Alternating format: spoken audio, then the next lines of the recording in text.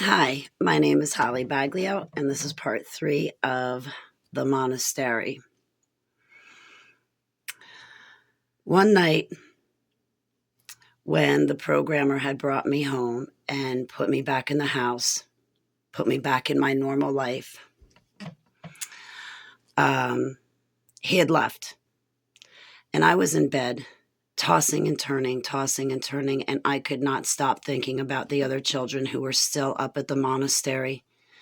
I was so worried about what the adults did to them. So what I did was, in the middle of the night, one night, after the programmer or handler had brought me home, I walked up to the monastery myself. And the monastery was approximately 2 miles away from the house that I was raised in.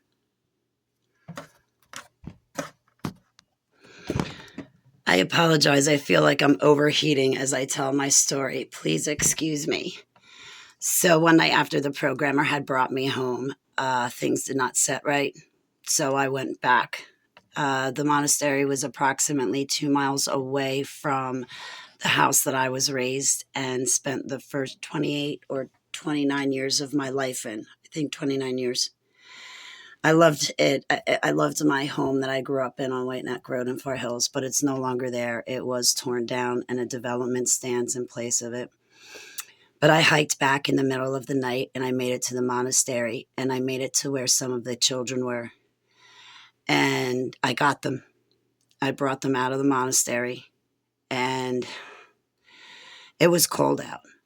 I think we were singing together as we made it through the night and through the cold weather, and the kids were half dressed. But I was determined to rescue them and get them out of there. Rescue all of us, for that matter. On the way to my grandmother's house, I think that to keep our minds focused and to keep us going and to give us hope, we were singing that song, "Over the river and through the woods to grandmother's house we go." We were singing that song to give us hope and to give us drive to keep going further so that the cold did not get to us.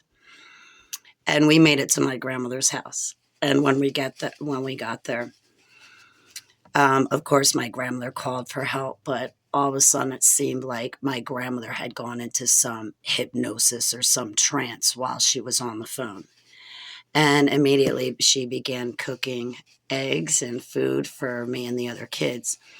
And we were sitting at the kitchen table.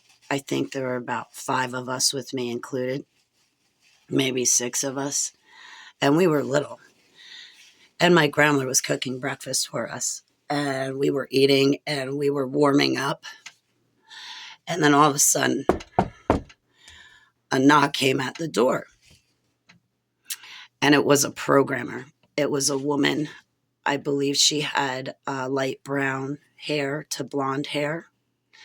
In my autobiography, I incorrectly made a mistake, and I incorrectly, in my autobiography, Kids in a Cage, said that it was the mother of another child who'd been put through these projects. I believe that I was incorrect and was confusing people, so I deeply apologize for that. But anyway, the knock at the door that came was a programmer. And I reluctantly got up and walked over to the door as my grandmother still served food to the kids. And I opened the door to see that it was a programmer. She said, "Holly, you can never do that again." And then she called for the other kids to get up from the table. And she got them. She came into the kitchen and she got them up and got them from the table and then took them with her. And she turned around and she spoke to me again.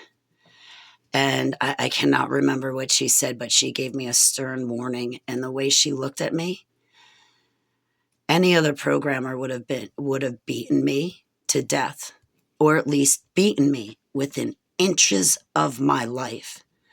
But this female programmer took pity on me. And I could see a little bit of compassion in her eyes. And where she was told to beat me, she made her own decision to refrain from it. And she took the kids with her. And that was it. But that was not the end of me being trafficked. That's just a memory, one of the memories I had from the monastery that was just a couple of miles down the street from the house I grew up. Far Hills is right next to Bernardsville, New Jersey, too. As I tell you these stories, I am going to tell you what the programmers and handlers programmed into me. I'm going to tell you the lie and delusion that they programmed into me to make me think, such as in part 2 when I said that male programmer by the name of Mike could have posed himself as being a date to get to my mother, but he was really in disguise. Or what it could have been was that programmer Mike approached me and told me that he knew my mother. And if I was good, he would get me presents.